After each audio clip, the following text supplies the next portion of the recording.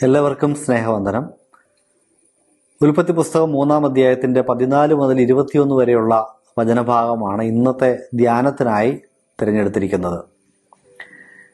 നമ്മൾ പലപ്പോഴും ചിന്തിക്കാറില്ല, ലോകത്തിൽ എന്തുകൊണ്ടാണ് ഇതിന് മാത്രം വലിയ പ്രശ്നങ്ങൾ, എന്തെല്ലാം തിന്മകളാണ് നമ്മുടെ ചുറ്റും നടക്കുന്നത്. മനുഷ്യൻ കാട്ടിക്കൂട്ടുന്ന ക്രൂരകൃത്യങ്ങൾ, അഴിമതി, അതിക്രമങ്ങൾ, ഇങ്ങനെയൊക്കെയുള്ള ധാരാളം തിന്മകൾ കാണുമ്പോൾ സാധാരണഗതിയിൽ മനുഷ്യൻ ചോദിക്കാറുണ്ട്, ഈ തിന്മയുടെയൊക്കെ ഉറവിടം എവിടെയാണ്, എന്തുകൊണ്ടാണ് ഈ തിന്മകളൊക്കെ സംഭവിക്കുന്നത്?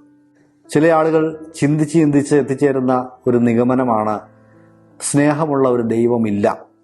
ഒരു ദൈവമുണ്ടെങ്കിൽ ഈ ഭൂമിയിൽ ഇങ്ങനെയുള്ള തിന്മകൾ നടക്കുമോ എന്ന് ചോദിക്കാറുണ്ട്. ഇനി വേറെ ചില ആളുകൾ ചിന്തിക്കുന്നത്, ഈ ദൈവം തന്നെയാണ് തിന്മയുടെയും ഉത്തരവാദി, തിന്മയുണ്ടാക്കുന്നത് ദൈവം തന്നെയാണ്. ഇത്തരത്തിലുള്ള ചിന്തകളൊക്കെ മനുഷ്യന്റെ മനസ്സിലൂടെ കടന്നു പോകും. ഈ വേദഭാഗം വാസ്തവത്തിൽ ഇങ്ങനെയുള്ള ഒത്തിരി ചോദ്യങ്ങൾക്ക് ഉത്തരം തരുന്ന വേദഭാഗമാണ്. മനുഷ്യന്റെ തിന്മയുടെ ഉറവിടം, അല്ലെങ്കിൽ ഭൂമിയിൽ നമ്മൾ കാണുന്ന ഈ തിന്മകളുടെ ഉറവിടം ദൈവമല്ല, മനുഷ്യന്റെ ജീവിതത്തിൽ കയറിക്കൂടിയ പാപവും ആ പാപം മുഖാന്തരം മനുഷ്യൻ വരുത്തിവെച്ച ശാപങ്ങളുമാണ്. ഈ വേദഭാഗം പാപത്തിന് ദൈവം നൽകുന്ന വിവിധ ശാപങ്ങളെക്കുറിച്ച് വിശദീകരിക്കുകയാണ്. പാപത്തിന് അടിസ്ഥാന കാരണമായി പ്രലോഭനം കൊണ്ടുവന്ന ആ പിശാചായ പാമ്പിനെ ദൈവം ശപിക്കുന്നു. മനുഷ്യനെ, ആദമിനെ ദൈവം ശാപങ്ങൾ നൽകുകയാണ്. ഹൗവയ്ക്ക് ദൈവം ചില ശാപങ്ങൾ നൽകുന്നു. മനുഷ്യൻ വസിക്കുന്ന ഈ ഭൂമിക്കും ദൈവം ശാപങ്ങൾ നൽകുകയാണ്. ദൈവത്താൽ ശപിക്കപ്പെട്ട ഒരു ഭൂമിയാണ് നാം ഇന്ന് വസിക്കുന്ന ഈ ഭൂമി എന്ന് തിരിച്ചറിഞ്ഞാൽ ഇത്തരത്തിലുള്ള തിന്മകൾ എന്തുകൊണ്ട് നടക്കുന്നു എന്നതിന് നമുക്ക് ഉത്തരം ലഭിക്കും. അവിടെ ഒന്നാമത് ദൈവം പാമ്പിനെ ശപിക്കുകയാണ്. പാമ്പിനോട് പറയുന്നു, നീ ഉരസുകൊണ്ട് ഗമിച്ച് പൊടി തിന്നും എന്ന് പറയുന്നു. നമ്മളതിനെ, ആ പ്രയോഗങ്ങളെ നമ്മൾ ശരിയായി മനസ്സിലാക്കേണ്ട ആവശ്യമുണ്ട്. പാമ്പ് പൊടി തിന്നാണ് ജീവിക്കുന്നത് എന്നതിനർത്ഥമില്ല. മറിച്ച് സാത്താന് സംഭവിക്കാൻ പോകുന്ന ആത്യന്തികമായ പരാജയത്തെ സംബന്ധിച്ചാണ് ദൈവം ആ ശാപവാക്കുകൾ പറയുന്നത്. സമ്പൂർണമായ പരാജയം, അതിനാണ് പൊടി നക്കുക, പൊടി തിന്നുക എന്നൊക്കെ ആ പ്രയോഗം കൊണ്ട് അർത്ഥമാക്കുന്നത്. സമാനമായ പ്രയോഗം നമ്മുടെ ഭാഷകളിലൊക്കെ ഉണ്ട്. ഇംഗ്ലീഷിലാണെങ്കിൽ ടു ലിക്ക് ദ ഡസ്റ്റ് എന്ന് പറഞ്ഞാൽ അട്ടർലി ഡിഫീറ്റഡ്, നിശേഷം പരാജയപ്പെട്ടു എന്നാണ് ഇതിൻ്റെ അർത്ഥം. നിലത്ത് ഇഴഞ്ഞ് പൊടി തിന്നുന്ന ഒരവസ്ഥയിലേക്ക്, സമ്പൂർണമായി പരാജയപ്പെടുന്ന ഒരവസ്ഥയിലേക്ക് പിശാച് എത്തിച്ചേരും.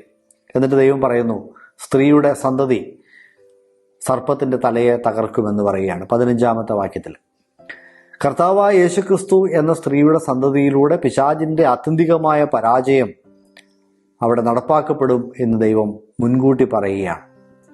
പിശാച് വരുത്തിവെച്ച സകലവിധ ദോഷങ്ങളിൽ നിന്നും ഒരു മോചനം കർത്താവ് അവിടെ പ്രഖ്യാപിക്കുന്ന നമുക്ക് കാണാം. ഒരു രക്ഷയുടെ പദ്ധതി ദൈവം ഒരുക്കുന്ന നമുക്ക് കാണാം.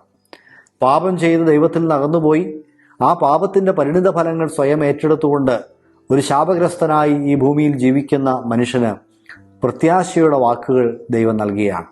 ഈ ശാപങ്ങളിൽ നിന്നൊക്കെ ഒരു മോചനം ഉണ്ട്, ഒരു രക്ഷകൻ വരുന്നു. പാപത്തിന്റെ ദുഃഖത്തിന്റെ നടുവിലും മനുഷ്യന് ലഭിക്കുന്ന ഏറ്റവും വലിയ ആശ്വാസം ഈ രക്ഷയെക്കുറിച്ചുള്ള പ്രത്യാശയുടെ വാക്കുകളാണ്. മാത്രമല്ല, അവിടെ പറയുന്ന മറ്റൊരു ശ്രദ്ധേയമായ കാര്യം, നീ അവന്റെ കുതികാൽ തകർക്കുമെന്നാണ്. സ്ത്രീയുടെ സന്തതിയായി ജനിക്കുന്നവന്റെ കുതികാൽ തകർക്കുന്ന പിശാചിനെ, കർത്താവായ യേശുക്രിസ്തുവിനെ മുറിവേൽപ്പിക്കുന്ന പിശാചിനെ, അല്ലെങ്കിൽ ദൈവത്തിന്റെ ദൈവരാജ്യം എന്ന പരിപാടിയുടെ മുന്നോട്ടുള്ള യാത്രയെ തടസ്സപ്പെടുത്തുന്ന, അതിന്റെ വേഗതയെ കുറയ്ക്കുന്ന, കുതിക്കാൻ ഉപയോഗിക്കുന്ന കുതികാലിൽ കടിക്കുന്ന പിശാചിനെ നമുക്ക് കാണാം. ഇതെല്ലാം ദൈവം നൽകിയ ശാപത്തിന്റെ പരിണിത ഫലമായിട്ട് വരുന്ന കാര്യങ്ങളാണ്. തുടർന്ന് സ്ത്രീക്കാണ് ദൈവം ചില ശാപങ്ങൾ നൽകുന്നത്. ഗർഭധാരണം വർദ്ധിപ്പിക്കുന്നു, ഗർഭധാരണം വേദനയുള്ള അനുഭവമാക്കി മാറ്റുന്നു. ഒരു മകനെ പ്രസവിക്കുക, ഒരു മകളെ പ്രസവിക്കുക എന്ന സന്തോഷകരമായിട്ടുള്ള അനുഭവത്തിന്റെ പിറകിലും ചില വേദനകൾ മനുഷ്യന് ദൈവം വയ്ക്കുകയാണ്. എന്നിട്ട് പറയുന്നു, നിന്റെ ആഗ്രഹം നിന്റെ ഭർത്താവിനോടായിരിക്കും. അവിടെ ഭാര്യയും ഭർത്താവും തമ്മിലുള്ള ഒരു ചെറിയ സംഘർഷത്തിനുള്ള സാധ്യത കൂടി അവിടെയുണ്ട്. ഈ ആഗ്രഹമായിരിക്കുമെന്ന് പറഞ്ഞാൽ പുരുഷനെ കീഴടക്കുവാനുള്ള ഒരു ആഗ്രഹം സ്ത്രീക്ക് ഉണ്ടായിരിക്കുമെന്നാണ്.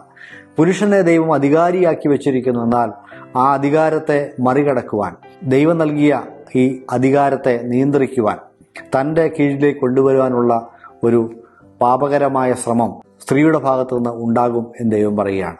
പല കുടുംബ വഴക്കുകൾക്കും കാരണം ഈ പ്രശ്നമാണ്. ഇപ്പോൾ പാപത്തിൻ്റെ പരിണിത ഫലങ്ങൾ, പാപത്തിൻ്റെ ആ ഒരു എഫക്റ്റ് മനുഷ്യജീവിതത്തിൻ്റെ എല്ലാ മേഖലകളിലെയും, പാപത്തിൻ്റെ ആ എഫക്റ്റ് മനുഷ്യജീവിതത്തിൻ്റെ എല്ലാ മേഖലകളെയും ബാധിക്കുന്നത് നമുക്കിവിടെ കാണാം. പിന്നീട് മനുഷ്യനോട് പറയുകയാണ്, നീ നെറ്റിയിലെ വിയർപ്പ് കൊണ്ട് അഹോവൃത്തി കഴിക്കണം, ഭൂമിയിൽ കൃഷി ചെയ്യണം, അധ്വാനിക്കണം, കഷ്ടപ്പെടണം. അതിനോട് ചേർത്ത് പറയുന്ന ദുഃഖകരമായ ഒരു കാര്യം, ഭൂമി അതിൻ്റെ അനുഭവം തരികയില്ല. മനുഷ്യൻ്റെ അധ്വാനത്തിന് തക്ക ഒരു ഫലം ഭൂമിയിൽ നിന്ന് കിട്ടാനായിട്ട് പോകുന്നില്ല. മുള്ളും പറക്കാരെയും അതിൽ നിന്ന് മുളയ്ക്കാനായിട്ട് പോവുകയാണ്.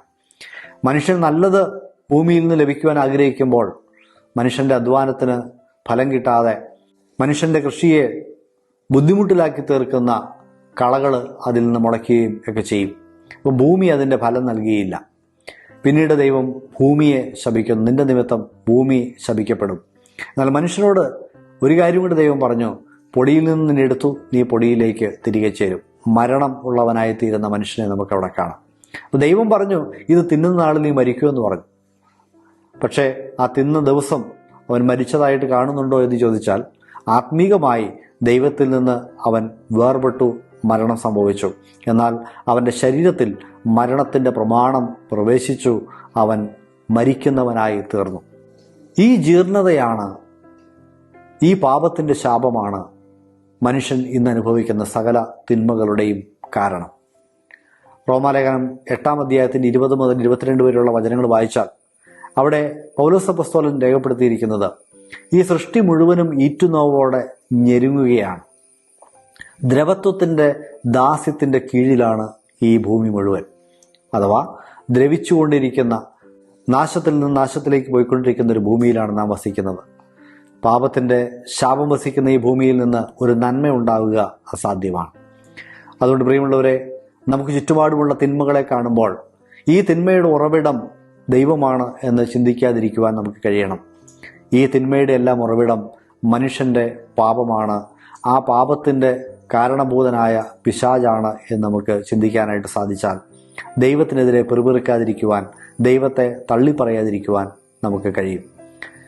പാപം എത്ര ഭയാനകമായ, എത്ര മാരകമായ ഭവിഷ്യത്തുകൾ ഉളവാക്കും എന്ന് തിരിച്ചറിഞ്ഞ് പാപത്തെ ഒഴിവാക്കി ജീവിക്കുവാനായിട്ട് നമുക്ക് ശ്രമിക്കാം. ദൈവം അതിനായി നമ്മെ സഹായിക്കുമാറാകട്ടെ.